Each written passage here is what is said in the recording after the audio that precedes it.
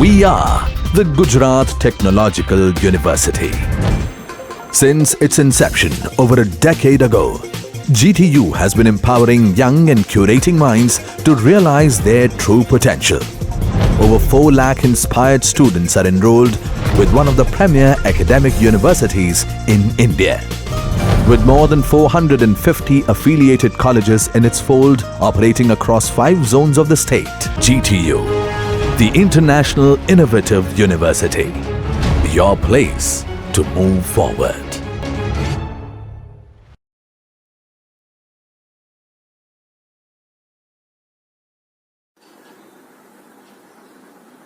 Hello friends, myself doctor Nirav Shah. Complex નંબરનો આ આપણો ત્રીજો લેક્ચર છે. બીજા લેક્ચરમાં આપણે કોમ્પ્લેક્સ નંબર એટલે શું એ સમજ્યા અને કોમ્પ્લેક્સ નંબરનો રિયલ અને ઇમેજનરી પાર્ટ એટલે શું એ સમજ્યા. આગલા બંને વિડીયોની લિંક નીચે ડિસ્ક્રિપ્શનમાં આપેલી છે. આપણે એ સમજીએ કે બે સંકર સંખ્યા, બે કોમ્પ્લેક્સ નંબર સમાન ક્યારે થશે. બે કોમ્પ્લેક્સ નંબર સમાન ક્યારે થશે આ વસ્તુ આપણે એક એક્ઝામ્પલથી સમજીએ. સપોઝ આપણને આવું આપેલું છે 3 + 2i = a + bi.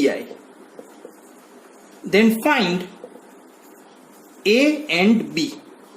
બે સંકર સંખ્યા સરખી ત્યારે જ થાય જો એ બંને સંકર સંખ્યાનો રિયલ પાર્ટ અને બંને સંકર સંખ્યાનો ઇમેજનરી પાર્ટ સરખો થાય તો. અહીંયા બે કોમ્પ્લેક્સ નંબર, બે સંકર સંખ્યા સરખી છે તો એવું કહી જ દીધું છે. તો આ સંકર સંખ્યાનો રિયલ પાર્ટ 3 છે અને આ સંકર સંખ્યાનો કોમ્પ્લેક્સ નંબરનો રિયલ પાર્ટ a છે તો બંને ફરજિયાત સરખા થવા જોઈએ. ઉપરાંત બંનેના ઇમેજનરી પાર્ટ પણ સરખા થવા જોઈએ. આ કોમ્પ્લેક્સ નંબરનો ઇમેજનરી પાર્ટ 2 છે જ્યારે આ કોમ્પ્લેક્સ નંબરનો ઇમેજનરી પાર્ટ b છે. એટલે a ની વેલ્યુ આપણને ગોતવાની હતી, એ મળી ગઈ 3 અને b ની વેલ્યુ આપણે ગોતવાની હતી, એ મળી ગઈ આપણને 2. એટલે આપને સમજાયું હશે આ એક્ઝામ્પલ ઉપરથી કે બે કોમ્પ્લેક્સ નંબર ઇક્વલ અથવા તો સરખા ક્યારે થાય તો કે બંનેના રિયલ પાર્ટ સરખા થાય અને બંનેના ઇમેજનરી પાર્ટ સરખા થાય ત્યારે બે કોમ્પ્લેક્સ નંબર સરખા થાય એવું કહી શકાય. બીજો એક એક્ઝામ્પલ જોઈએ.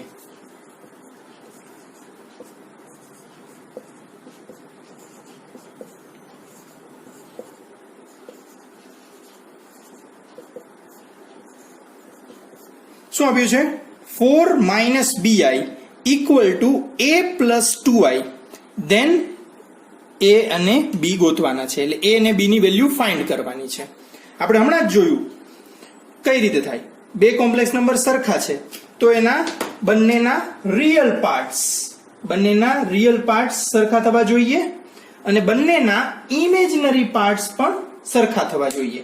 તો આ જે કોમ્પ્લેક્સ નંબર છે એનો રિયલ પાર્ટ છે 4 અને આ જે કોમ્પ્લેક્સ નંબર છે એનો રિયલ પાર્ટ છે a. એટલે કે a ની વેલ્યુ આપણને મળી ગઈ. હવે આ કોમ્પ્લેક્સ નંબર છે એનો ઇમેજનરી પાર્ટ શું છે એ જરા શાંતિથી વિચારો. વિડિયો પોઝ કરી અને નિરાતે વિચારો કે આ કોમ્પ્લેક્સ નંબરનો ઇમેજનરી પાર્ટ શું છે. તમે વિચારી લીધું હશે વિડિયો પોઝ કરીને. મોટાભાગના વિદ્યાર્થીઓ એવું કહેશે કે એનો ઇમેજનરી પાર્ટ b છે, પણ નહીં, એનો ઇમેજનરી પાર્ટ -b છે. આપણે લેક્ચર 2 માં ચર્ચા કરી હતી કે i નો સહગુણક નિશાની સહિત લેવાનો છે, એ એનો ઇમેજનરી પાર્ટ છે. એટલે કે આ કોમ્પ્લેક્સ નંબરનો કાલ્પનિક ભાગ ઇમેજનરી પાર્ટ -b થયો અને આ કોમ્પ્લેક્સ નંબરનો ઇમેજનરી પાર્ટ તો તરત મળી જાય, ધેટ ઇઝ 2.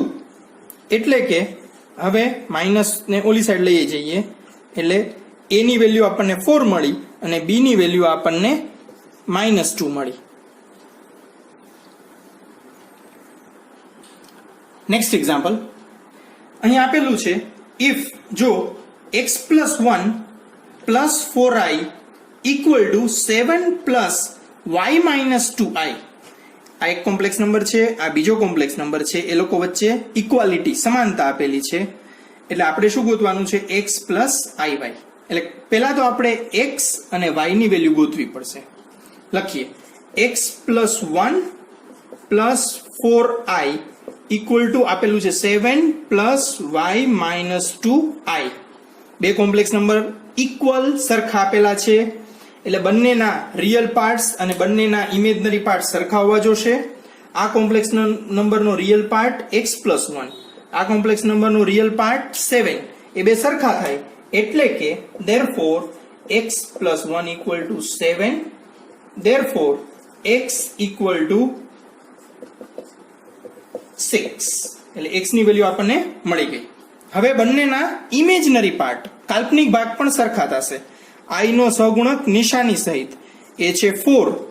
આ સંકર સંખ્યાનો કાલ્પનિક ભાગ ઇમેજનરી પાર્ટ y-2, therefore -2 આ તરફ આવી જશે, therefore y = 6.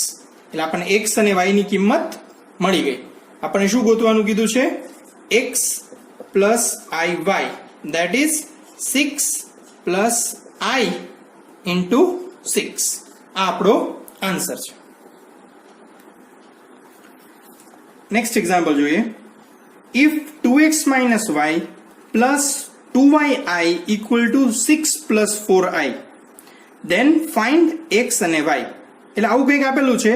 આ સંકર સંખ્યા that is equal to આ, તો આપણે x ને y ગોતવાના છે. જોઈએ અહીં શું કરવામાં આવે છે? 2x minus y plus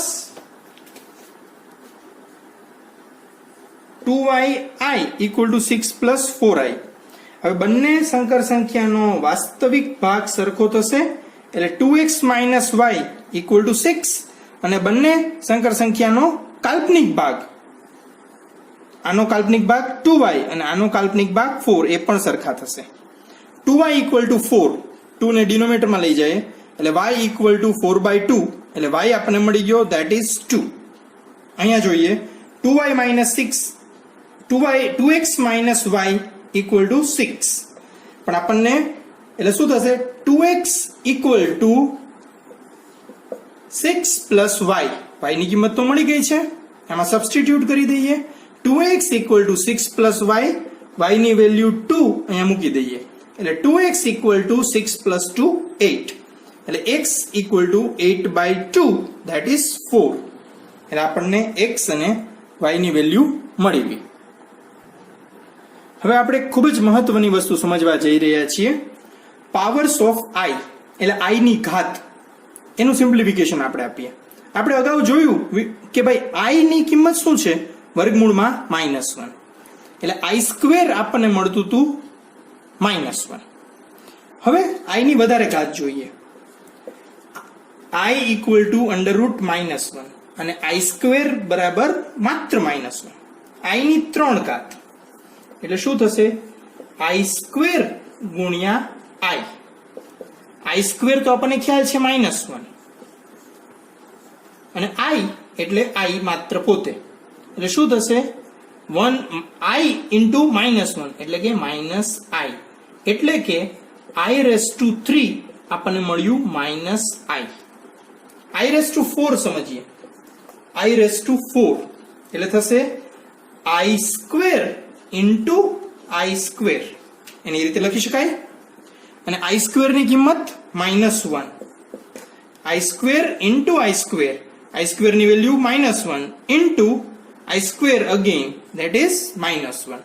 -1 ગુણ્યા -1 શું થશે? +1. એટલે આપણને શું મળ્યું? i⁻⁴ equal to 1.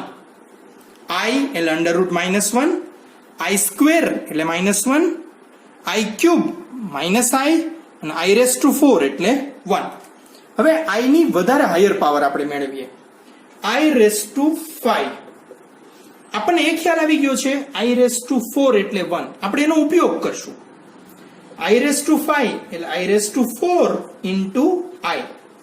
i⁻⁴ એટલે 1. i⁻⁴ એટલે 1 into i. 1 into i that is i. એટલે કે i⁵ ની કિંમત આપણને શું મળી? માત્ર i. એ જ રીતે i⁻⁶ ની કિંમત મેળવીએ. i⁻⁶ અગેન આપણે આ વસ્તુનો ઉપયોગ કરશું. i⁻⁶ ને આપણે કઈ રીતે લખી શકીએ? i⁻⁴ ગુણ્યા i². કેમ કે અહીં આધાર સરખો છે તો ઘાતનો સરવાળો થાય તો 4 ને 2 6.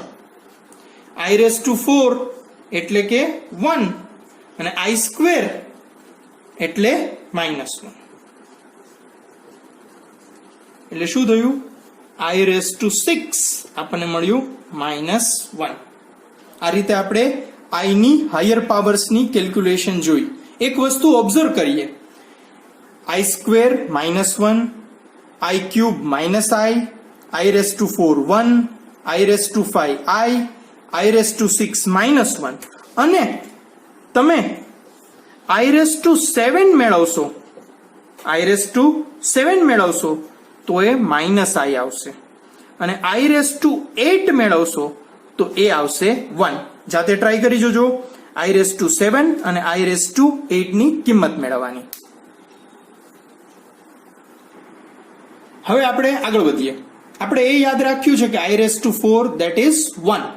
હવે ક્યારેક i ની વધારે પાવર પૂછે, i⁻24, તો 24 એટલે i⁻24 means 4 into 6, એટલે i⁻4 into 6 એને કઈ રીતે લખી શકાય? i⁻4 whole raised to 6 આખાની 6 ઘાત.